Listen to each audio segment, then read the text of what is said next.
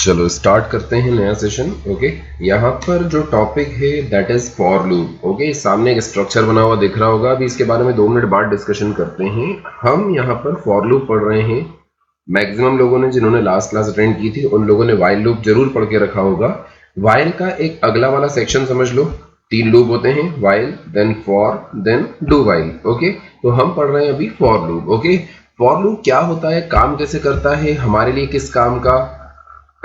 एक चीज याद रखना, लूप्स में जो काम वाइल लूप कर सकता है वो फॉर लूप कर सकता है, या जो फॉर लूप कर सकता है वो वाइल लूप कर सकता है। ओके, लेकिन दोनों की यूटिलिटीज अलग अलग है। ओके, अगर मैं आपसे पूछूं कार अच्छी या बाइक, तो डिपेंड करता है सिचुएशन पे।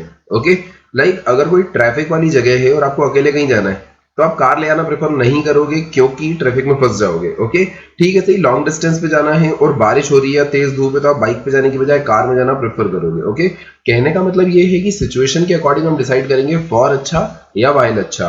एट अ टाइम कोई एक अच्छा बोलना गलत हो जाएगा, है ना। दोनों अपनी अपनी जगह पर बेहतर होते हैं। इवन प्रोग्रामिंग में सारी चीजें जो एक दूसरे के रिप्लेसमेंट के फॉर्म में बनी हुई हैं, 99% ऑफ द टाइम आपको यही देखने को मिलेगा कि दोनों सिमिलर हैं, सिचुएशनल हैं, कोई भी एक अच्छा या एक बुरा नहीं है। ओके, सो अगर हम बात करें फॉर की, तो अगर हमें कोई पर्टिकुलर चीज रिपीटेटिव मोड पे चलाना है, व्हाट डज दैट मीन, जैसे मुझे एक बार काम ना करते हुए एक से ज्यादा बार काम करना है।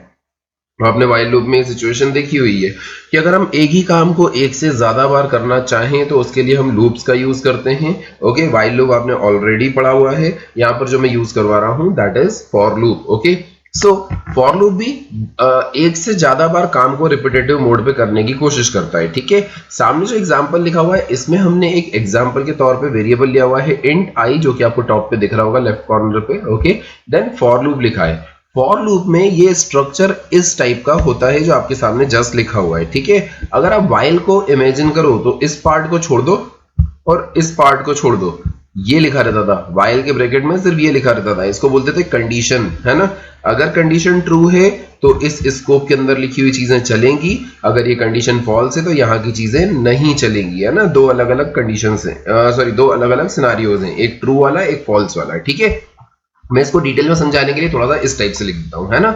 यहाँ पर अगर आप ध्यान से देखो इस फॉर को, तो इसके अंदर जो i इज इक्वल्स टू 1 लिखा हुआ है, इस पर्टिकुलर सेक्शन को इनिशियलाइजेशन सेक्शन कहा जाता है। अब देखो i में 1 गया मतलब i 1 से इनिशियलाइज हुआ। ओके, अगर आप गलती से यहाँ कुछ और लिख दोगे ना तो एरर नहीं आएगी। देखो सी बहुत पुरानी लैंग्वेज है, ये सोच के बनाई गई थी कि डेवलपर सही काम करेगा। आप बोलोगे सर यहाँ इंक्रीमेंट कर दें तो, या डिक्रीमेंट कर दें तो, या कुछ और लगा दें तो, या प्रिंट हेलो कर दें तो चल जाएगा, कोई दिक्कत नहीं है, वो रोएगा नहीं, मना नहीं करेगा आपको। ओके, यहाँ कुछ भी लाइन लिख दोगे ना वो चल जाएगी, लेकिन ये जो एरिया बना हुआ है वो एरिया किस प्रोसेस के लिए बना हुआ है, इनिशियलाइजेशन के लिए। तो आपको यहाँ पर करना भी इनिशियलाइजेशन चाहिए। ओके, अगर आपने गलती की, इस टाइप की लॉजिकल मिस्टेक की, तो प्रोग्रामिंग एरर नहीं आएगी, है ना। सिंटेक्स एरर करोगे तो प्रोग्रामिंग में एरर आएगी। ओके, सो अभी सिंटेक्स के अकॉर्डिंग यहाँ इनिशियलाइजेशन होना चाहिए, आप नहीं करोगे तो आपकी गलती है। ओके, अगेन ये इनिशियलाइजेशन एरिया होता है, ये वाला जो है इस सेमीकोलन के बाद इसको बोलते हैं कंडीशन एरिया, और इस सेमीकोलन के बाद जो है वो इंक्रीमेंट या डिक्रीमेंट, आप यहाँ कुछ भी लगा सकते हो रिक्वायरमेंट के अकॉर्डिंग, है ना। तो जब भी हम फॉर लिखते हैं तो इसके पैरेंथेसिस के अंदर 2 सेमीकोलन होते हैं जो कि 3 हिस्से क्रिएट करते हैं। देखो ये 2 सेमीकोलन दिख रहे होंगे जो 3 हिस्से क्रिएट कर रहे हैं, जो ब्लू कलर से हाईलाइट हो रहे होंगे। और जो ये हाईलाइटेड एरिया है, इसमें पहला एरिया जो होता है वो इनिशियलाइजेशन के लिए होता है, दूसरा कंडीशन के लिए होता है, और तीसरा इंक्रीमेंट या डिक्रीमेंट के लिए होता है। इसके बाद का आप सब जानते हो कि इस एरिया को स्कोप कहा जाता है, और स्कोप के अंदर हम कुछ भी काम करवा सकते हैं। जैसे मैंने अपने एग्जांपल में प्रिंटिंग करवाई हुई है, ठीक है, वो भी आई की। मैं आपको इस प्रोग्राम को चला के दिखाता हूं, लेकिन चलाने से पहले हम इसका एक स्टेप और समझते हैं। क्या कि जो हमारा ये फॉर लूप होता है, इसका स्कोप जहां पर भी खत्म होगा, ये यहां से रिपीट होके वापस कहां चला जाएगा, ऊपर। अब आप बोलोगे ये तो वाइल में भी होता था। हाँ बिल्कुल होता था, क्योंकि ये लूप है वो भी लूप था, तो बिल्कुल ऐसा ही होगा, लेकिन इसकी फंक्शनलिटी काफी डिफरेंट होती है। सोचो अगर ये वापस यहां पर जाएगा तो i की वैल्यू 1 होगी, देन उसके बाद जो भी कंडीशन चेक करके या जो भी काम करके वापस से जाएगा तो फिर से i में 1 नहीं आ जाएगा, मतलब ये तो इनफाइनाइट भाग जाएगा ना, बार बार i में 1 आता गया। तो इसको चलाने का तरीका काफी ज्यादा अलग कर दिया है। ये हमने नहीं किया, प्रोग्रामिंग बनाने वाले ने किया, डेनिस रिची ने किया था। ओके, इसका अगला सिंटेक्स देखो, ज्यादा अच्छे से समझ में आएगा कि हमारे पास एक फॉर लूप लिखा हुआ था, इसमें 3 एरियाज थे। बहुत ध्यान से सुनना, जो इनिशियलाइजेशन है वो एक बार चलेगा, एक बार चलने के बाद यहां से हम कितनी भी बार रिपीट हो जाए, ये जो एरोज दिख रहे हैं इधर वाले, इस एरिया में हम कितनी बार भी रिपीट हो जाए, प्रोग्राम इस लाइन पे वापस कभी नहीं आएगा, ये एक ही बार चलेगा। ठीक है, तो सबसे पहले आई में कितना आ गया 1, जैसे ही आई में 1 आया हमारा सिस्टम जंप करके अगली स्टेटमेंट पे जाएगा। अगली स्टेटमेंट में क्या लिखा हुआ है, I is less than equal to 10, this is a condition. अगर कंडीशन ट्रू है, ओके, तो आपको ये एरो दिख रहा होगा, अगर कंडीशन ट्रू है तो ये एरो की डायरेक्शन में नीचे आ जाएगा, कंडीशन फॉल्स है तो वो इस फॉर लूप से बाहर निकल जाएगा। ओके, अभी क्या है, कंडीशन ट्रू है क्योंकि आई की वैल्यू कितनी है 1 और 1 छोटा होता है 10 से, तो जो 10 वाली कंडीशन है आई इज लेस देन 10 या 1 is less than equal to 10 वाली कंडीशन ट्रू होने के कारण हमारा सिस्टम नीचे आया। यहां पर आकर के इसने आई को प्रिंट किया, देखो परसेंटाइल डी में आई प्रिंट किया हुआ है, दैट मींस 1 प्रिंट किया। 1 प्रिंट करने के बाद ये वापस से ऊपर गया, ऊपर जाने के बाद देखो ये चल गया था, ये चल गया था, अभी ये बाकी था, तो जो ऊपर जाएगा ना, तो यहां से जाने के बाद सबसे पहले वो इसको चलाएगा, that means I plus plus करेगा। आई की वैल्यू 1 थी, बढ़ के कितनी हो गई होगी 2, जैसे ही आई की वैल्यू 2 हो जाएगी, 2 होने के बाद वो इधर आएगा। क्वेश्चन आता है इधर क्यों आया, इधर क्यों नहीं गया, क्योंकि मैंने क्या बताया था आपको, ये वाली लाइन एक ही बार चलती है। ठीक है, सो आई की वैल्यू 2 के बाद हम इधर आए, क्या 2 छोटा है 10 से, बिल्कुल, कंडीशन ट्रू तो नीचे आ गया। अब 2 को प्रिंट करेगा जो कि आपको यहाँ दिख रहा होगा।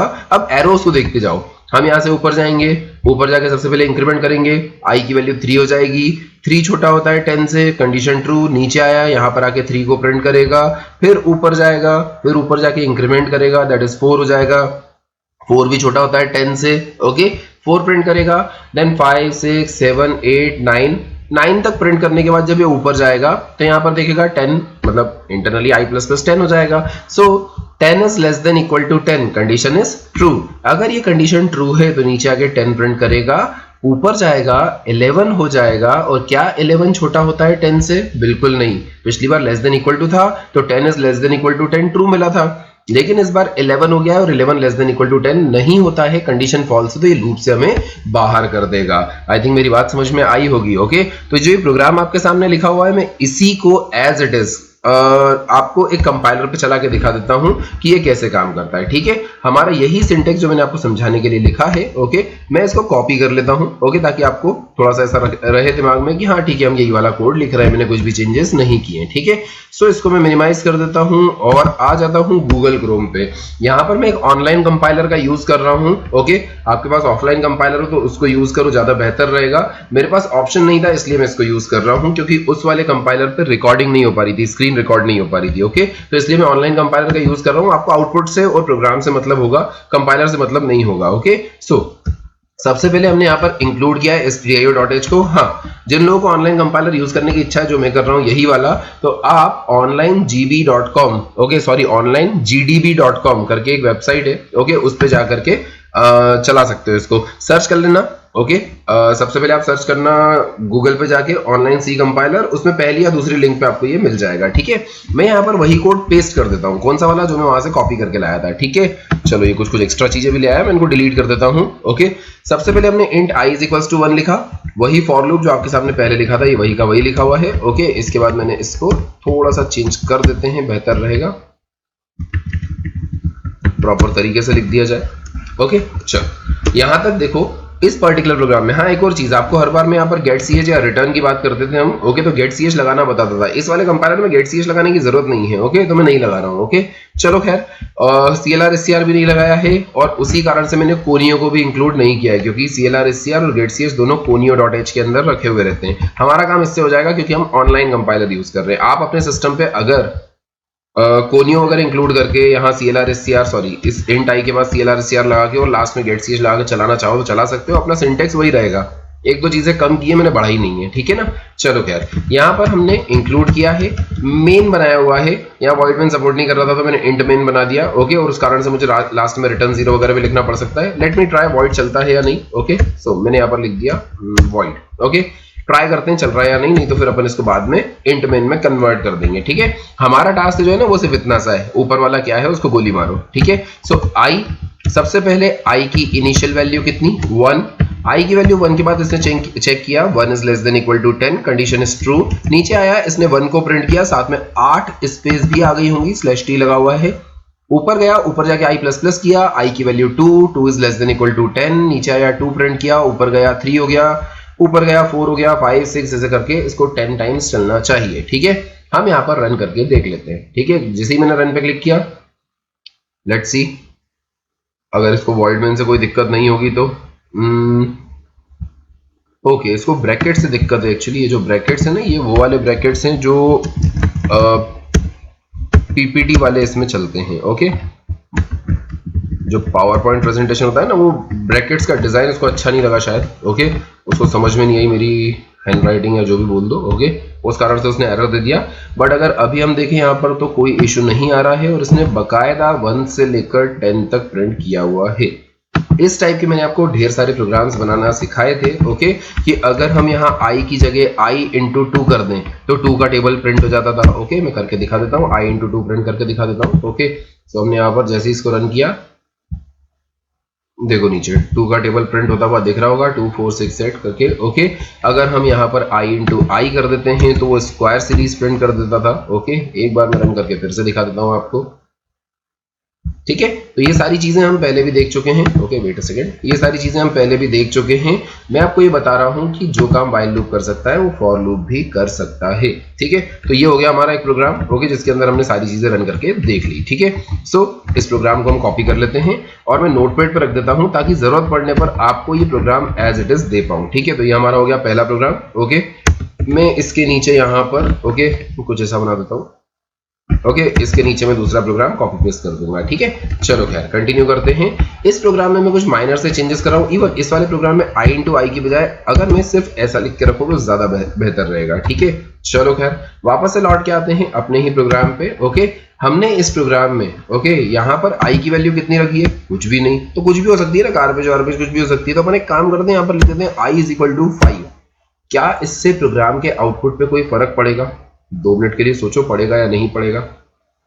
ओके, वीडियो को पॉज करके सोच लो। ओके, जवाब सोच लो और कंपेयर कर लो जो मैं अब बोल रहा हूं। क्या कि i की वैल्यू 5 थी, दिमाग ये बोलेगा सीरीज 5 के हिसाब से चलना चाहिए। नहीं, बिल्कुल नहीं, ऐसा नहीं होगा। अगर आपका दिमाग ऐसा बोल रहा है तो सही सोचा तो बहुत अच्छी बात है। ओके, i की वैल्यू कितनी है? 5। ओके, यहां पर है क्या लिखा है? i is equals to 1। सबसे पहली लाइन ये लिखिए, i में पहले क्या वैल्यू थी हमें उससे कोई फर्क नहीं पड़ता। इस लाइन पे आने के बाद से i की वैल्यू वापस कहां से इनिशियलाइज हो रही है? 1 से। ओके, या 5 क्या 500 भी लिख दूं तो यहां पर आते आते i में वापस क्या आ गया? 1 से। मतलब ये लूप चलने से पहले i कितना हो जाना चाहिए? 1। ओके, तो ये 1 से 10 तक ही चलेगा। बाहर i की वैल्यू क्या है मुझे उससे कोई फर्क नहीं पड़ता। आई थिंक मेरी बातें समझ में आ गई होंगी। ओके, मतलब बाहर i को इनिशियलाइज करो मत करो, कौन सी वैल्यू से भी कर दो, कोई फर्क नहीं पड़ेगा। ये जो बोल रहा है ना, हमें इसी के हिसाब से चलना है। ठीक है, चलो खैर अब ना थोड़ा सा एक्सपेरिमेंट करते हैं, कुछ तो भी प्रोग्रामिंग करते हैं। किस टाइप की प्रोग्रामिंग? या फिर एक छोटा सा काम करते हैं, अपन ने एक प्रोग्राम बनाते हैं वो फैक्टोरियल कैलकुलेट करने वाला। मैक्सिमम लोगों ने बना के रखा होगा। ओके, मैं यहाँ पर एक वेरिएबल डिक्लेयर कर देता हूँ, int f is equals to 1। Okay, अच्छा मान लो मुझे 5 का फैक्टोरियल कैलकुलेट करना है, तो मुझे कौन कौन सी वैल्यू चाहिए? 1 2 3 4 5, इन सब का जो मल्टीप्लीकेशन होगा उसको हम 5 का फैक्टोरियल बोलेंगे। अच्छा, इसमें 1 का मल्टीप्लाई करने का कोई सेंस है क्या? नहीं। तो आपकी इच्छा हो तो आप लूप को 2 से स्टार्ट कर लो, ज्यादा बेहतर रहेगा। क्वेश्चन आता है 2 से क्यों स्टार्ट करें, क्योंकि 1 का मल्टीप्लाई करके वैसे भी क्या कर लोगे। ठीक है, इस लाइन को यहां से हटा देते हैं, यहां पर एक लाइन और डाल देते हैं, f is equals to f multiply by i। Okay, मैं इस लूप को पूरा चला के दिखाऊंगा, don't worry for that. Okay, और बाहर आने के बाद मैं यहां पर प्रिंट कर दूंगा f की वैल्यू को। ओके,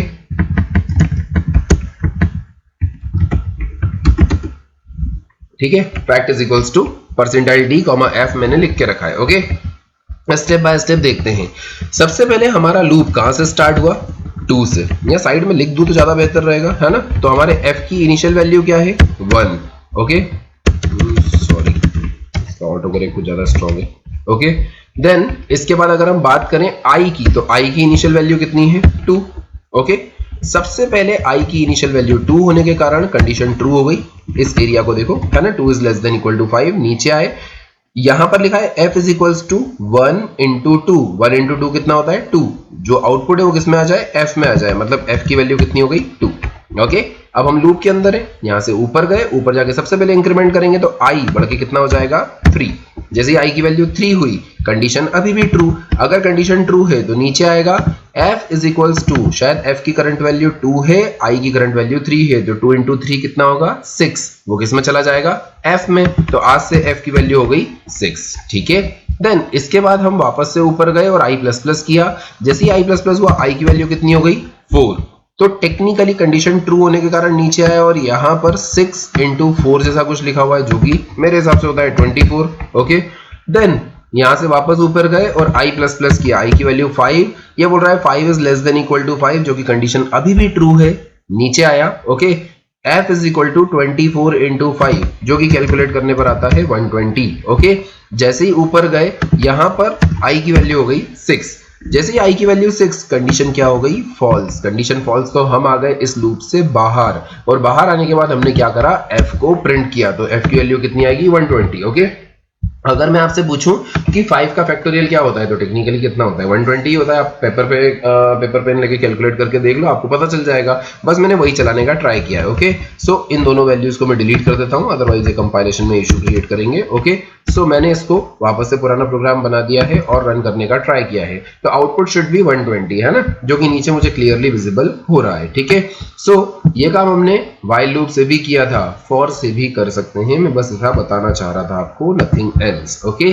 फर्दर कंटिन्यू करते हैं, इस प्रोग्राम को भी मैं कॉपी करके उसी नोटपैड पर रख देता हूं, हुआ तो मैं ये वाली फाइल आपके साथ शेयर कर दूंगा, जिसमें सारे प्रोग्राम्स आज जो पढ़ा रहा हूं वो सारे के सारे मैं आपको एज इट इज दे दूंगा, ताकि आपको उनको कॉपी में लिखने में आसानी रहे, ओके। एक और चीज, ये जो सारा वीडियो चल रहा है ये अभी रेफरेंस के लिए है, ओके।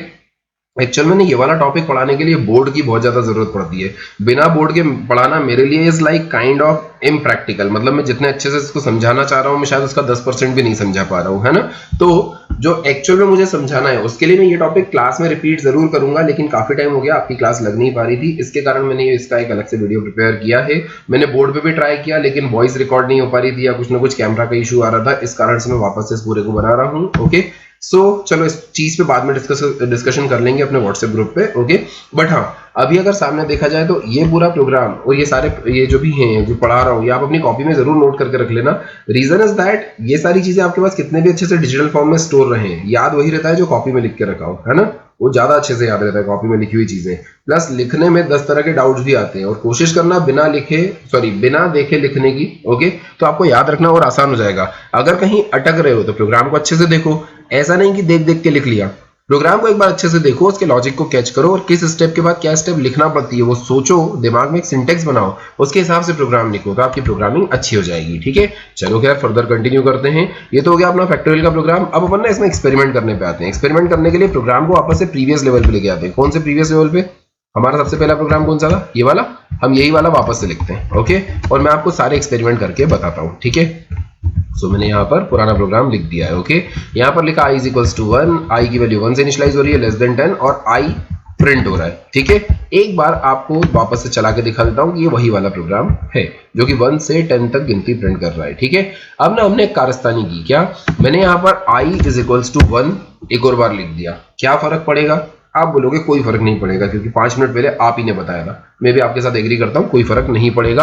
आप चाहो तो मैं रन करके दिखा देता हूँ, कोई फर्क नहीं पड़ रहा है, ठीक है ना। अब अपन आते हैं वापस से इसी पे। अगर मैं इस इनिशियलाइजेशन एरिया को खाली छोड़ दूं तो देखो, सेमीकोलन से पहले कुछ नहीं लिखा, स्पेस भी मत दो, स्पेस तो मैंने आपको समझाने के लिए दी है ना, स्पेस भी मत दो, ओके। मैंने इनिशियलाइजेशन एरिया को खाली छोड़ दिया। फॉर लूप का सिंटेक्स ये बोलता है कि यहाँ पर 2 सेमीकोलन होना चाहिए, तो 2 सेमीकोलन है, यहाँ इनिशियलाइजेशन किया जा सकता है। आप चाहो तो वीडियो को रिपीट करके देख लो, मैंने ऐसी लाइन बोली थी कि यहाँ कुछ और भी कर सकते हैं। मेरी इच्छा नहीं थी इनिशियलाइजेशन करने की, मैंने नहीं किया, लेकिन सिंटेक्स तो ब्रेक नहीं कर सकते ना, ओके। मैं थोड़ी सी टैप देता हूँ ना, समझाने में अच्छा लगेगा। मैंने यहाँ पर कुछ नहीं लिखा, इसको खाली छोड़ दिया। क्या मेरी i की वैल्यू ऑलरेडी इनिशियलाइज्ड है? बिल्कुल।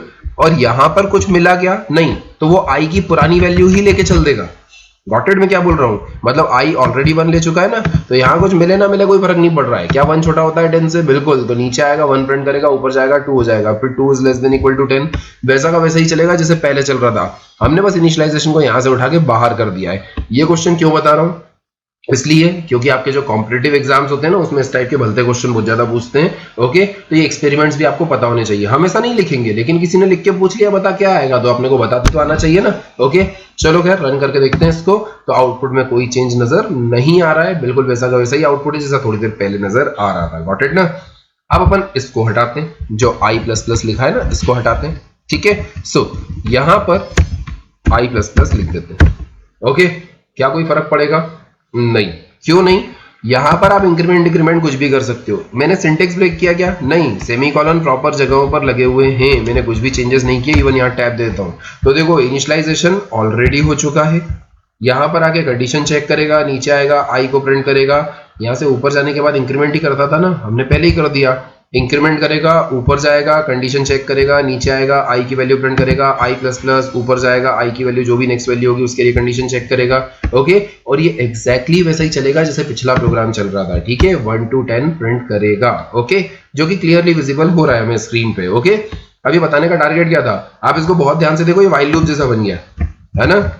i इज इक्वल टू 1, वाह। व्हाइल के अंदर कंडीशन लिखते थे, फॉर के अंदर कंडीशन लिखी है, क्योंकि इसका सिंटेक्स 2 सेमीकोलन वाला है तो 2 सेमीकोलन के बीच में लिख के रखी है, क्योंकि कंडीशन तो बीच में लिखते हैं ना, ओके। देन इसके बाद हमने यहाँ पर वही काम किया हुआ है जो हम जनरली व्हाइल लूप में करते थे। अगर आपको कोई भी कंफ्यूजन हो तो अपनी पुरानी कॉपी निकाल लो और कॉपी में एक बार क्रॉस चेक कर लो कि जो मैं बोल रहा हूँ सही है भी या नहीं, ठीक है। तो ये सारी चीजें उसी फ्लो में, उसी वे में चल रही हैं जैसे व्हाइल लूप चलाता था। तो क्या फॉर वो सारे काम कर सकता है जो व्हाइल कर सकता है, या व्हाइल वो सारे काम कर सकता है जो फॉर कर सकता है? आंसर इज यस, है ना। दोनों एक दूसरे के कंप्लीट रिप्लेसमेंट होते हैं। फर्क क्या है? सिर्फ और सिर्फ ये कि इनका नाम अलग है, सिंटेक्स थोड़ा सा अलग है, और अलग अलग जगहों पर अलग अलग टाइप से यूज करते हैं। मेरे पास एक सिंपल सा स्टेटमेंट है जिससे मैं आपके दिमाग में बिठा सकता हूँ कि कौन सा वाला हमें कब यूज करना चाहिए, लेकिन क्योंकि अभी आपकी फॉर की प्रैक्टिस ही नहीं हुई है तो वो स्टेटमेंट बोलने का कोई सेंस नहीं निकलेगा, तो वो स्टेटमेंट अपन नेक्स्ट क्लास के लिए बचा के रखते हैं। अभी के लिए मैं एक दो चीजें और बता रहा हूँ, ठीक है। सो इस प्रोग्राम को भी कॉपी करके अपनी नोटपैड फाइल पर रख लिया जाए ताकि आपको रेफरेंस के लिए दिया जा सके, ओके। सो हम यहाँ पर वही डिजाइन बना लेते हैं बूस्टर स्टार वाली, और यहाँ पर आके पेस्ट कर देता हूँ, ठीक है। सो ये हो गया हमारा एक और प्रोग्राम, ओके। चलो पहले से डिजाइन बना के रख लेते हैं ताकि अगला प्रोग्राम लिखने से पहले ज्यादा दिमाग खर्चा ना करना पड़े, ओके। चलो फिर से आते हैं इस पे। यहाँ पर अगली स्टेप, अच्छा हमने इनिशियलाइजेशन हटा दिया, कंडीशन रहने दिया, इंक्रीमेंट डिक्रीमेंट हटा दिया। एक बार इसको भी हटाए, तो आप बोलोगे प्रोग्रामिंग क्यों लिख रहे हो, सभी हटा दो। अभी मैं इसको चला के नहीं दिखा रहा हूँ, आप लोग चला के देख लेना, ओके, क्योंकि इसको रोकना थोड़ा सा डिफिकल्ट हो जाएगा मेरे लिए, ओके। ये ना इनफाइनाइट लूप में भाग जाएगा। क्वेश्चन आता है इनफाइनाइट क्यों भागेगा? कंडीशन तो है ही नहीं, ओके। बस इसी कारण इनफाइनाइट भागेगा, क्योंकि कंडीशन नहीं है। जो कंडीशन इसको रोकने का इंस्ट्रक्शन देती थी वो कंडीशन यहाँ है क्या? नहीं, तो ये भागता रहेगा। ये प्रिंट करेगा 1 2 3 4 5 6 7 8 9 10 11 अप टू 3 2 7 6 7। अगर हम 16 बिट पे काम कर रहे हैं तो 3 2 7 6 7 के बाद ये पहुंच जाएगा नेगेटिव वाली रेंज में, तो -3 2 7 6 8 -3 2 7 6 7 -3 2 7 6 6 करते करते करते करते रिपीट में आएगा और 0 पे टच हो जाएगा, फिर वापस 1 2 3 4 5 ऐसा इनफाइनाइट भागता रहेगा, ठीक है। अभी मैं ऐसा नहीं कर रहा हूँ, ओके। चलो क्या कर देते हैं, थोड़ी तसल्ली हो जाएगी आपको, ओके। नीचे आउटपुट देखो, ये कंटिन्यूअसली प्रिंट कर रहा है, वो एक्चुअल में 1-1 सेकंड में रिफ्रेश होता है। तो ध्यान से देखो, ये 40,000 की लाइन में पहुंच गया क्योंकि ये 32 बिट है, ओके। आपको ध्यान होगा जब हमने क्लास अटेंड की थी ना, तब मैंने आपको बताया था कि अपन जितने भी प्रोग्राम चलाते हैं, इसको स्टॉप कर देता हूँ, अपन जितने भी प्रोग्राम चलाते हैं तो सारे के सारे प्रोग्राम्स जो होते हैं हमारे वो टेक्निकली 16 बिट पे रन होते हैं अपने लोकल कंपाइलर पे, लेकिन अगर अपन उनको वेब प्लेटफॉर्म या एंड्रॉइड प्लेटफॉर्म पे रन करें तो वो 32 या 64 में कन्वर्ट हो जाते हैं, और उससे रेंज पे फर्क पड़ जाता है। मैंने आपको ये सारी चीजें क्लास में एक बार बताई थी जब मैंने रेंज वर्ड बताया था, ठीक है।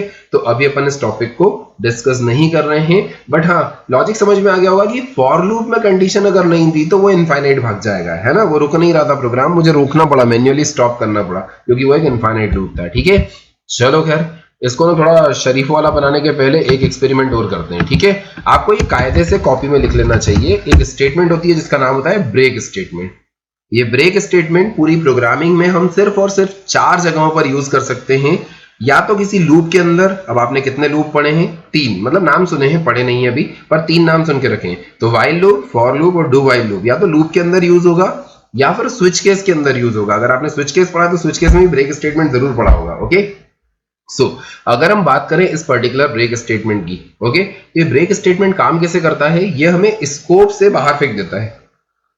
What does that mean? Scope से बाहर फेंक देता है। हम किसी पर्टिकुलर कंडीशन में किसी लूप को या किसी स्विच केस को ब्रेक करना चाहें तो ये हमारे काम आता है। अगर आपने स्विच केस पढ़ा है तो आपको ध्यान होगा जैसे ही ब्रेक चलता था या ब्रेक पे हम पहुंचते थे तो स्विच केस से बाहर आ जाते थे, ठीक है। अगेन बोल रहा हूं, ये for loop, while loop, do while loop या स्विच केस के साथ ही यूज हो सकता है, किसी और चीज के साथ यूज नहीं हो सकता। प्लस बहुत सारे लोग बोलेंगे सर हमने तो पढ़ा है इफ के अंदर यूज होता हुआ। ध्यान से सुनो, होता है इफ के अंदर भी यूज होता है, लेकिन वो इफ किसी लूप के अंदर होना चाहिए। ये इफ के लिए नहीं बना है। इफ इसको ये बता रहा है कि तुझे लूप को कब ब्रेक करना है। बात समझ में आ रही है मैं क्या बोल रहा हूँ? इफ इसको बता रहा है तुझे कब चलना है कब नहीं चलना है। ये इफ को ब्रेक नहीं कर रहा है। इफ इसको बता रहा है तुझे कब चलना है, ये ब्रेक तो किसी लूप को या स्विच केस को ही करेगा। ओके, आई थिंक मेरी बातें समझ में आ रही होंगी। मैं अगेन एक लाइन रिपीट कर रहा हूँ, ये टॉपिक मैं क्लास में रिपीट करूंगा सारे के सारे। रीजन इज दैट इस टॉपिक को जितना मुझे इफिशिएंटली पढ़ाना है मैं उतना एफिशिएंटली नहीं पढ़ा सकता स्क्रीन पे। मुझे बोर्ड की जरूरत है और बोर्ड मेरे पास अवेलेबल है नहीं अभी, और ना कोई ऐसे इक्विपमेंट अवेलेबल है जिससे मैं पूरा वीडियो रिकॉर्ड करके पढ़ाते हुए वो डाल पाऊँ। तो इसलिए मैं ट्राई कर रहा हूँ। ओके, आपकी क्लास के लिए ये वाला वीडियो पहला वीडियो है, तो इसमें फीडबैक लूंगा आपसे कि कैसा क्या है, समझ में आ रहा है नहीं आ रहा है। अदरवाइज फिर अपन इस वाली इसको कंटिन्यू नहीं करेंगे। अगर समझ में नहीं आ रहा होगा तो, समझ में आ रहा है तो ही कंटिन्यू करेंगे, है ना। चलो खैर, फर्दर यहां पर इसको प्रीवियस कंडीशन में लाने से पहले मैं एक छोटा सा चेंज कर देता हूं। देखो इसमें इनिशियलाइजेशन है क्या? नहीं। कंडीशन है क्या? नहीं। इंक्रीमेंट इंक्रीमेंट है क्या? नहीं। और ये मैंने वो शराफत से लिखा हुआ है, पता है एग्जाम में अगर आपके सामने आएगा ना तो वो ऐसा लिख देते हैं, बस ऐसा लिख देते हैं और बोलते हैं कि वैलिड है या नहीं। बिल्कुल वैलिड है यार, दो सेमीकोलन लगे हुए हैं ना, तो दो सेमीकोलन हमेशा वैलिड स्टेटमेंट को रिप्रेजेंट करेंगे, क्योंकि फॉर का जो सिंटेक्स है उसमें दो सेमीकोलन आने चाहिए। यहाँ इनिशियलाइजेशन आ सकता है, यहाँ कंडीशन हो सकता है, यहाँ इंक्रीमेंट इंक्रीमेंट हो सकता है, होता है, ऐसा कंपलसरी नहीं है, हमें करना चाहिए ऐसा, ठीक है। अगेन इसी प्रोग्राम को चलाने से पहले मैं एक इफ लगा देता हूं, ठीक है। और इफ में कंडीशन लगाता हूं कि अगर आई की वैल्यू बढ़ते बढ़ते 10 से ज्यादा हो जाए, ओके, आई की वैल्यू बढ़ते बढ़ते 10 से ज्यादा हो जाए तो हम क्या कर देंगे? ब्रेक कर देंगे। अच्छा, ब्रेक किसके स्कोप में लिखा है? आप बोलोगे इफ के स्कोप में, ट्रू है ना। और इफ किसके स्कोप में लिखा है? फॉर के स्कोप में। तो जब ये ब्रेक चलेगा ना, तो ये ब्रेक हर बार नहीं चलेगा, सिर्फ तब चलेगा जब ये वाली कंडीशन ट्रू होगी। शायद मेरी बात समझ में आ रही होगी आपको, है ना। यहां पर आई की वैल्यू जब 10 से बड़ी हो जाएगी तो ब्रेक चलेगा, और ब्रेक इसको ब्रेक नहीं करेगा। ब्रेक किसके लिए लगाया है हमने? फॉर के लिए। तो फॉर को ब्रेक कर देगा और इधर बाहर आ जाएगा जहां कर्सर मैंने अभी ब्लिंक करके रखा हुआ है, ठीक है। मैं एक काम करता हूँ आपको समझाने के लिए, आप प्रिंटफ के अंदर ना बाय प्रिंट कर देता हूँ कि जब ब्रेक चलेगा ना तो हम लूप से बाहर आ जाएंगे और क्या प्रिंट हो जाएगा? बाय प्रिंट हो जाएगा, ठीक है। आपको समझाने के लिए, नथिंग एल्स। ओके, इवन इसके पहले स्लैशन लगा देता हूँ क्योंकि ऊपर स्लैश टी लगाया तो सारे एक साथ प्रिंट होंगे, ये अलग लाइन पे प्रिंट होगा, थोड़ा अच्छा लगेगा, ठीक है ना। चला के देखते हैं। सबसे पहले आई की इनिशियल वैल्यू क्या? 1। क्या 1 यहाँ पर इनिशियलाइज वापस से हो रहा है क्या? नहीं। तो जो पुरानी वैल्यू थी वही की वही लेगा। यहाँ पर लिखा हुआ है कुछ नहीं, मतलब ये इनफाइनाइट लूप है, नीचे आएगा। ओके, क्या 1 बड़ा होता है 10 से? नहीं, 1 10 से बड़ा नहीं होता है, छोटा होता है, ठीक है। सो ये वाली कंडीशन फॉल्स होने के कारण ये जो ब्लू कलर से हाईलाइट हो रहा है ये एरिया नहीं चलेगा। तो हम डायरेक्टली किस पे आ जाएंगे? इस लाइन पे, है ना। जैसे ही इस लाइन पे आएंगे आई की वैल्यू प्रिंट होगी। बताओ जरा आई की वैल्यू कितनी थी? 1 प्रिंट हुआ। आई की वैल्यू कितनी हो गई? 2। हम लूप में है, ऊपर गए, ये बेचारा कुछ बोल ही नहीं रहा है ना। तो यहां पर कोई इंक्रीमेंट हुआ नहीं, यहां पर कोई कंडीशन चेक हुई नहीं, नीचे आ गया क्योंकि तो इनफाइनाइट लूप है, तो बार बार चलेगा ना जैसे पहले चल रहा था। लेकिन अब जो यहाँ पर आई चेक हो रहा है वो आई कितना हो चुका है? 2। क्या 2 बड़ा होता है 10 से? यहाँ हमने इंक्रीमेंट कर दिया था ना, तो क्या 2 बड़ा होता है 10 से? नहीं, 2 बड़ा नहीं होता 10 से। हम नीचे आएंगे, 2 को प्रिंट करेंगे और 3 कर देंगे, फिर से ऊपर गए, ये तो कुछ बोल ही नहीं रहा। 3 बड़ा होता है क्या 10 से? नहीं, तो ब्रेक नहीं चलेगा। यहाँ पर आके बोलेगा 3, फिर 4 हो जाएगा, ऊपर जाके 4 मतलब 4 के लिए चलेगा यहाँ पर, तो 4 को चेक करेगा, कंडीशन फॉल्स है, 4 प्रिंट करेगा, 5 हो जाएगा। ऐसे ही 5 6 7 8 9 तक प्रिंट करेगा। 10 पे बहुत सारे लोग कंफ्यूज होते हैं, इसलिए मैं समझाता हूँ। जब आई की वैल्यू 10 हो जाएगी, ये तो कुछ बोल नहीं रहा, क्या 10 बड़ा होता है 10 से? नहीं, कंडीशन फॉल्स। तो ये चलेगा क्या? नहीं चलेगा, ऑब्वियसली नहीं चलेगा, क्योंकि 10 बड़ा नहीं होता 10 से, है ना। यहाँ पर आएगा 10 प्रिंट करेगा और सॉरी यहाँ पर आएगा 10 प्रिंट करेगा और कितना हो जाएगा? 11। जैसे ही 11 होगा ऊपर जाएगा, ये कुछ नहीं बोल रहा। क्या 11 बड़ा होता है 10 से? हाँ बिल्कुल 11 बड़ा होता है 10 से। तो क्या करेगा? ब्रेक करेगा। अब ब्रेक इफ को करेगा या फॉर को करेगा? तो ऑब्वियसली फॉर को करेगा। मतलब 10 प्रिंट करने के बाद जब ये 11 के लिए चला तो ये ब्रेक हो गया, और ब्रेक हुआ तो हम लूप से बाहर निकल गए, और बाहर निकले तो हमने क्या प्रिंट कर दिया? बाय, ठीक है। इस प्रोग्राम को चला के देख लेते हैं, ठीक है। सो हमने इसको रन किया। जैसे इसको रन किया तो आपको स्क्रीन को थोड़ा सा ऊपर करके दिखा देता हूं। ओके, आपको क्लियरली विजिबल होगा कि 1 2 3 4 5 6 7 8 9 10 तक तो प्रिंट हुआ, और 10 प्रिंट करने के बाद जैसे ये ब्रेक हुआ तो बाहर आ गया, और बाहर आके इसने क्या प्रिंट किया? बाय। ओके, आई थिंक मेरी बातें सारी की सारी समझ में आ रही होंगी। और ब्रेक स्टेटमेंट क्या कर सकता है वो भी बताया होगा। क्वेश्चन आता है काम का आएगा ये बेतुकी चीज, कंडीशन दो ना सीधे सीधे इज्जत से। देखो ये प्रोग्राम कभी ऐसे काम नहीं आएगा, ये तो आपको समझाने के लिए कि ब्रेक क्या कर सकता है, उसके लिए मैंने बना के दे दिया, नथिंग एल्स। ओके, यहाँ पर ब्रेक का काम बहुत अलग होता है। ठीक है, चलो खैर एक छोटा सा डिस्कशन करते हैं। Do you know what is a prime number? Anyone? Okay, video pause करो और सोचो और एक बार डेफिनेशन बोलो, फिर जो मैं डेफिनेशन बोलूंगा उससे कंपेयर कर लेना। ठीक है, सो क्या होता है प्राइम नंबर?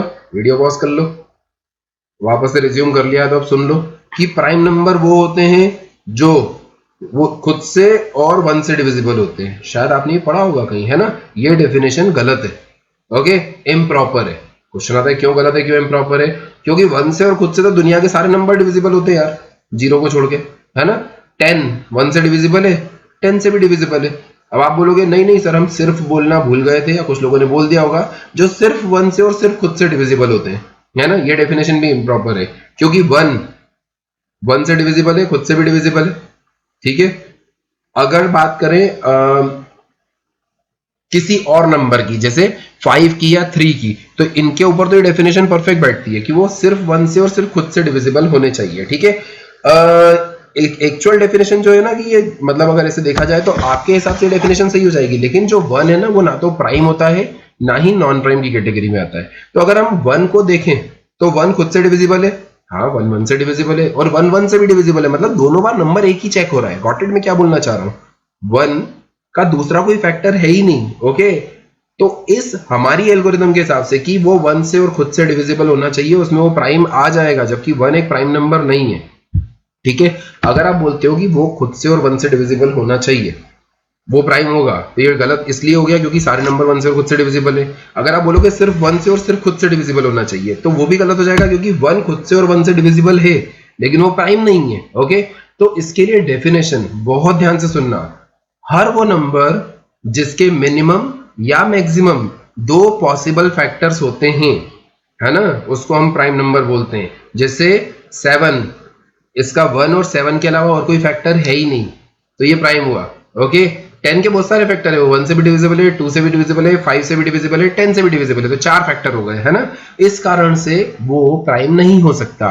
1 की बात करें तो 1 से डिविजिबल है, दूसरा फैक्टर क्या है उसके पास? नहीं है। समझ में आया मैं क्या बोल रहा हूं? मतलब हर वो नंबर जिसके मिनिमम या मैक्सिमम 2 पॉसिबल फैक्टर हो, ओके, उसको हम प्राइम बोलते हैं। तो अब अगर मैं आपसे पूछता हूँ 7 प्राइम है या नहीं, तो आप बोलोगे हाँ है। 13 प्राइम है या नहीं? हाँ है। 100 प्राइम है या नहीं? तो आप बोलोगे नहीं है। ओके, तो क्या 100 को चेक करने के लिए आपने सारे फैक्टर्स उसके निकाले क्या, काउंट किए क्या, या आपने सिर्फ ये चेक कर लिया कि वो 2 से डिविजिबल है या नहीं? अगर वो 2 से ही डिवाइड हो गया तो आगे चेक करने का कोई सेंस ही नहीं बैठता। अब वो किस किस से डिविजिबल है उससे कोई फर्क नहीं पड़ता, हमें तो ये जवाब देना था ना प्राइम है या नहीं। ओके, मेरी बात समझ में आ रही होगी। तो जब भी हम प्राइम नंबर का प्रोग्राम बनाते हैं तो एक फॉर लूप चलाते हैं और मल्टीपल टाइम नंबर को डिवाइड करके देखते हैं। जैसे 7 को चेक करना है वो प्राइम है या नहीं, तो हम उसको 2 से, 3 से, 4 से, 5 से, 6 से, सबसे डिवाइड कर करके देखेंगे कि किसी और नंबर से तो डिवाइड नहीं हो रहा है। अगर किसी और ने उसको एक बार भी डिवाइड कर लिया तो प्राइम की कैटेगरी में नहीं आएगा। तो जब हम ऐसे मल्टीपल टाइम कोई टास्क रिपीटेटिव मोड पे चलाएंगे तो लूप लगाएंगे, और अगर नंबर एक बार भी डिवाइड हो गया तो हम लूप को क्या कर देंगे, ब्रेक कर देंगे। जैसे मुझे चेक करना है 112 प्राइम है कि नहीं, तो मैंने 2 से डिवाइड लगाया, वो डिवाइड हो गया, तो अब मैं 3, 4, 5 करते करते 111 तक चेक थोड़ी ना लगाऊंगा यार, मैं तो रुक जाऊंगा ना।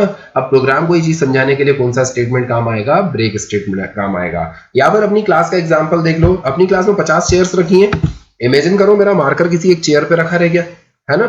अब मैंने आपको बोला वो चेयर पे मार्कर रह गया, कहीं से ढूंढ के ले आओ, और हर चेयर पे एक नंबर डला हुआ है 1 2 3 4 5। मान लो आपको 10th नंबर की चेयर पे मार्कर मिल गया, तो भी आप 50 चेयर चेक कर रहे हो, क्या ये समझदारी है? बिल्कुल नहीं, आप टाइम वेस्ट कर रहे हो, है ना? अगर 10th नंबर की चेयर पे हमें मार्कर मिल गया है तो हम लूप को ब्रेक करके बाहर आ जाएंगे, हम कंटिन्यूअसली 50 तक नहीं जाएंगे। ओके, ऐसी कंडीशन में ब्रेक काम आता है। ये तो क्या कॉम्पिटिटिव वाला क्वेश्चन था और मुझे समझाने के लिए अच्छा लग रहा था इसलिए मैंने दे दिया। इसका ज्यादा अच्छा वाला एग्जांपल अपन नेक्स्ट क्लास में एक और बार देखेंगे, लेकिन मेरे हिसाब से ये पूरा केस आपको समझ में आ गया होगा। ठीक है, चलो खैर इस प्रोग्राम को वापस से पुरानी कंडीशन में ले आते हैं। पुरानी कौन सी? सबसे पहला प्रोग्राम है ना, ये वाला। ओके, और इस प्रोग्राम से मैं आपको एक और स्टेटमेंट के बारे में बता रहा हूं जिसका नाम है कंटिन्यूअस स्टेटमेंट। अभी हमने क्या पढ़ा, ब्रेक, ऐसे ही एक और स्टेटमेंट होता है कंटिन्यूअस स्टेटमेंट। ठीक है, उसको समझाने के लिए एक काम करते हैं, इसको हटा देते हैं। ठीक है, पुराना प्रोग्राम, सबसे पहला प्रोग्राम, ओके, याद होगा 1 से लेकर 10 तक प्रिंटिंग किया था। बस इसमें मैंने यहाँ पर एक इफ लगा दिया और इफ के अंदर चेक कर लिया मैंने i modulus 2। I think modulus 2 वाला कॉन्सेप्ट सबने पढ़ के रखा हुआ है क्या? वो डिविजिबिलिटी चेक करता है ना, कि वाकई में ये नंबर 2 से कंप्लीटली डिविजिबल है या नहीं है। मैं कह रहा हूँ अगर i का मॉड्यूलस 2 से लेने पर 0 मिल जाता है तो हम क्या कर दें? ब्रेक कर दें। अभी प्रोग्राम सही नहीं है, कंप्लीट नहीं है, मतलब सही तो है, कंप्लीट नहीं है, मैं करने वाला हूँ उसको कंप्लीट। देखो i की इनिशियल वैल्यू क्या है? 1। क्या 1 छोटा होता है 10 से? हाँ बिल्कुल। नीचे आया, क्या 1 मॉड्यूलस 2 0 होता है? नहीं, तो ब्रेक नहीं करेगा, यहाँ आएगा 1 प्रिंट करेगा। अब ऊपर जाएगा, i की वैल्यू 2 कर देगा। जैसे ही i की वैल्यू 2 हो जाएगी, क्या 2 छोटा होता है 10 से? हाँ बिल्कुल। क्या 2 मॉड्यूलस 2 0 होता है? हाँ होता है। तो क्या कर देगा? ब्रेक कर देगा। अच्छा, ब्रेक हो गया तो प्रोग्राम आगे चलेगा या बाहर आके बाय बाय प्रिंट कर देगा? वो अगर कर दे तो लिख देते हैं, है ना, याद रखने में आसानी रहेगी कि यहाँ पर वो बाय प्रिंट कर देगा। और बाय में भी स्लैशन लगा देता हूँ ताकि समझाने में आसानी रहे, ठीक है ना। सो 1 प्रिंट किया और नेक्स्ट लाइन पे बाय प्रिंट करके भाग गया, देखो, ठीक है, क्योंकि जैसे ही 1 प्रिंट हुआ 2 पे तो कंडीशन ट्रू हो गई और वो भाग गया। हमें ऐसा नहीं करना था, ओके। मैं ये कह रहा था, देखो अगर 2 पे ब्रेक हो रहा है तो 2 पे ब्रेक हो जाए 2 के लिए, लेकिन 3 के लिए तो चले ना। समझ रहे हो मेरी बात, मैं क्या बोल रहा हूँ? 2 के लिए ब्रेक हो जाए लेकिन 3 के लिए चले। 3 पे अगर ब्रेक होता है तो 3 को छोड़ दे, 4 के लिए चल। अगर 4 पे ब्रेक होता है तो 4 को छोड़ दे लेकिन 5 के लिए चल। तुझे कम से कम 10 बार तो चलना है। अगर मैं ऐसी किसी सिचुएशन में काम करना चाहता हूं तो वहां ब्रेक की जगह मैं यूज करूंगा कंटिन्यू स्टेटमेंट। बहुत सिंपल सा फंडा है, देखो समझाता हूं स्टेप बाय स्टेप। सबसे पहले i की वैल्यू 1 के लिए कंडीशन फॉल्स है। 1 मॉड्यूलस 2 0 होता है क्या? नहीं, तो इसका कोई लफड़ा ही नहीं है। नीचे आएगा 1 प्रिंट करेगा। 1 प्रिंट करने के बाद जब ऊपर जाएगा i की वैल्यू 2 हो जाएगी तो 2 को चेक करेगा, कंडीशन ट्रू है, इसलिए यहां पर आएगा क्या 2 mod 2 0 होता है? हाँ बिल्कुल होता है। तो ये कंटिन्यू करेगा। इस कंटिन्यू का फंडा समझो, जैसे ही कंटिन्यू चलता है ना तो इस माउस पॉइंटर को देखो, यहां से ऐसा घूम के वापस ऊपर चल जाएगा। पहले यहां से जाता था ना ऊपर, अब यहां से चला जाएगा। यहां से ऊपर जाने के बाद वो i प्लस कर देगा और i की वैल्यू 3 हो जाएगी। मेरा एक क्वेश्चन है, क्या 2 के लिए प्रिंटिंग हुई या पहले ही ऊपर चला गया? डेफिनेटली पहले ही ऊपर चला गया, है ना। तो 2 के लिए ऊपर चला गया, 3 हो गया। क्या 3 छोटा होता है 10 से? हाँ। क्या 3 मॉड्यूलस 2 0 होता है? नहीं, तो कंडीशन फॉल्स, मतलब ये नहीं चलेगा। अगर ये नहीं चलेगा तो प्रिंट करेगा। समझ में आया? कंटिन्यू तो हुआ नहीं तो प्रिंट करेगा। तो बताओ क्या प्रिंट हुआ होगा? 3। 2 प्रिंट नहीं हुआ लेकिन 3 प्रिंट हुआ। फिर ऊपर गए, i की वैल्यू कितनी हो गई? 4। जैसे ही i की वैल्यू 4, कंडीशन ट्रू, नीचे आया, क्या 4 मॉड्यूलस 2 0 होता है? हाँ बिल्कुल होता है। तो कंटिन्यू कर देगा। कंटिन्यू मतलब ऊपर जाएगा और 5 कर देगा। तो देखो ध्यान से, 4 प्रिंट नहीं हुआ, 1 प्रिंट हुआ, 2 के लिए ऊपर चला गया, 3 प्रिंट हुआ, 4 के लिए ऊपर चला गया। अब डेफिनेटली 5 के लिए कंडीशन फॉल्स है तो 5 प्रिंट करेगा, 6 के लिए ऊपर चला जाएगा। क्योंकि मैंने इसको ऐसा बताया, नंबर इवन हो तो कंटिन्यू कर देना, ओके। इवन नंबर को प्रिंट मत करना, कंटिन्यू कर देना। तो कंटिन्यू करेगा तो अगले पे आ जाएगा, मतलब ये ऑड नंबर्स प्रिंट करता जाएगा, इवन नंबर को वापस भेजता जाएगा, ओके। सो 6 पे ऊपर चला गया, 7 प्रिंट कर देगा, 8 को ऊपर भेज देगा, 9 को प्रिंट कर देगा, 10 पे ऊपर भेज देगा, 11 पे कंडीशन फॉल्स हो जाएगी। मतलब 9 के बाद जो प्रिंट होगा वो बाय प्रिंट होगा, ठीक है ना। एक बार रन करके दिखा देता हूं मैं आपको। आई थिंक कंटिन्यू स्टेटमेंट समझ में आया होगा। हालांकि इसका भी यूज ऐसा नहीं होता है, यूजेबिलिटी के प्रोग्राम अलग से बताऊंगा। मैं तो आपको 2 स्टेटमेंट समझा रहा था कि ब्रेक और कंटिन्यू क्या होते हैं। आई थिंक बहुत अच्छे से समझ में आ गए होंगे। स्टिल फीडबैक लूंगा मैं आपसे व्हाट्सएप वगैरह पे, ओके। सो बता देना जैसा भी लग रहा है, समझ में आ रहा है, नहीं आ रहा है, स्पीड कम है, ज्यादा है, व्हाटएवर, ओके। यहां पर अगर हम इस प्रोग्राम को कॉपी करके रख लें तो बेहतर रहेगा। ये क्या गया, शायद कॉपी नहीं हुआ कुछ, तो भी ठीक है, आ गया अपना प्रोग्राम, ओके। एक प्रोग्राम, लास्ट प्रोग्राम और देखते हैं जो कि इन सबसे हटके है लेकिन एक्सपेरिमेंटल प्रोग्राम है, ठीक है। किस टाइप का एक्सपेरिमेंटल प्रोग्राम है उसके लिए मैं इस सबको हटा देता हूं, ओके, और बाय को भी हटा देता हूं, ठीक है। सबसे पहले हमने यहाँ 2 वेरिएबल डिक्लेयर कर दिए, i और j। कोई आपत्ति मेरे हिसाब से नहीं होना चाहिए। अच्छा बताओ, ये जो पहला सेक्शन था इसको क्या बोलते थे? इनिशियलाइजेशन। मैंने यहाँ लिखा i is equals to 1 comma j is equals to 10। Valid या इनवैलिड? पहले सेमीकोलन से पहले वाले एरिया में, इस एरिया में इनिशियलाइजेशन कर सकते हैं। कितनों का कर सकते हैं इसके बारे में तो कोई बताया ही नहीं, तो मैंने 2 कर दिए। आपकी इच्छा तो 200 कर दो, ये एक्सेप्ट कर लेगा। बात समझ में आई? फिर हमने लिखा है i is less than equal to 10। मैं i is less than j ऐसा लिख देता हूं, ठीक है। क्या कंडीशन लगा दी मैंने? i is less than j। थोड़ा स्पेस देके लिखते हैं, अच्छा लगेगा पढ़ने में। और यहां लिख दिया i plus plus comma j minus minus. समझो, यहां 2 इनिशियलाइजेशन हो रहे हैं और जब ये लूप यहां से घूम के वापस ऊपर जाएगा तो i को इंक्रीमेंट करेगा और j को डिक्रीमेंट करेगा। ठीक है, अपन स्टेप बाय स्टेप समझते हैं, लेकिन उसके पहले यहाँ पर एक काम और कर देते हैं। यहाँ पर भी हम परसेंटाइल d लगा देते हैं और साथ में /n लगा देते हैं। ठीक है, फंडा क्या है इसका, सबसे पहले i की वैल्यू प्रिंट करेगा, कॉमा j की वैल्यू प्रिंट करेगा, ओके, और लाइन चेंज कर देगा। देखो ये i की वैल्यू प्रिंट करेगा, स्पेस j की वैल्यू प्रिंट करेगा और लाइन चेंज कर देगा। ठीक है, बाय बाय प्रिंट नहीं कर रहा मैं, बहुत ध्यान समझो। सबसे पहले i की वैल्यू कितनी 1, j की वैल्यू कितनी 10, दिमाग में रखते जाना, और अगर बुरा लग रहा हो तो कॉपी में लिखते जाओ। i की वैल्यू 1 है, j की वैल्यू 10 है।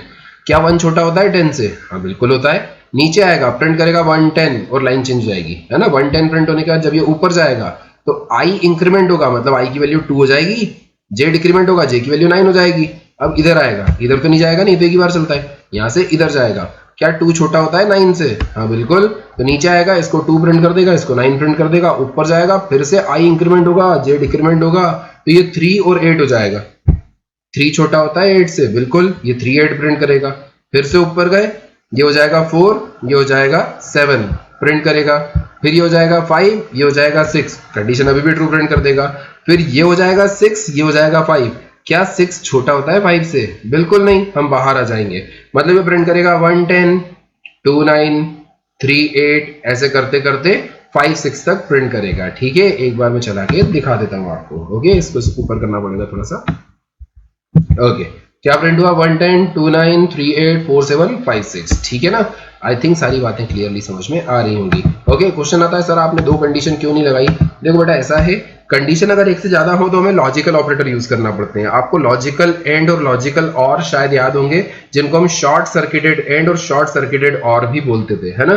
तो अगर आप उन ऑपरेटर्स को यूज करोगे ना, तो यहाँ पर मल्टीपल कंडीशन लगा सकते हो। आपका दिमाग बोलेगा हम लिख देते sir i is less than equal to 10 and j is greater than equal to 1, तो चलता कि नहीं चलता?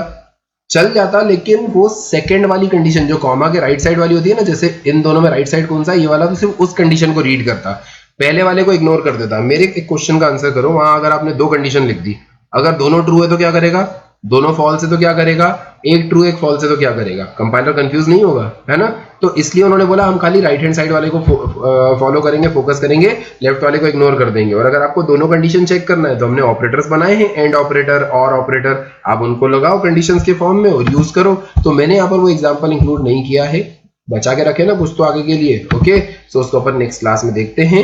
ये एग्जांपल भी मैं कॉपी करके यहाँ पेस्ट कर देता हूँ, मैं आपके साथ इसको शेयर कर दूंगा व्हाट्सएप पे या जहां पर भी। ओके, सो यहाँ तक के सेक्शन में मुझे नहीं लगता किसी को कोई डाउट होना चाहिए। स्टिल अगर कोई डाउट है तो बिंदास व्हाट्सएप पे पूछ लेना। जो भी फीडबैक है बिल्कुल ट्रू वाला फीडबैक मुझे व्हाट्सएप पे देना, मक्खन मत लगाना। ओके, लेक्चर्स अगर आपको अच्छे लग रहे हैं तो ही अपन इस पे कंटिन्यू करेंगे, नहीं तो कोई अल्टरनेट सोचेंगे। ओके, वैसे ही आपकी क्लास थोड़ी ज्यादा डिले हो गई है क्योंकि बोर्ड की अनअवेलेबिलिटी के कारण, या मेरे पास इक्विपमेंट्स नहीं है रिकॉर्डिंग वगैरह करने के लिए, ये सब। ओके, इस कारण से थोड़ा सा डिले हो गया है। ठीक है, चलो यार, जो भी है कोशिश करते हैं अभी कवर अप करने की, क्योंकि जहां तक मुझे पता है 31 जुलाई तक अपना लॉकडाउन कंटिन्यू रहने वाला है क्लासेस और इनके कॉलेजेस के लिए। ओके, 31 के बाद शायद क्लासेस खुल सकती हैं, बट तब तक का टाइम यूटिलाइज करने का ट्राई करते हैं। तब तक हो सकता है आपका सी कंप्लीट हो जाए।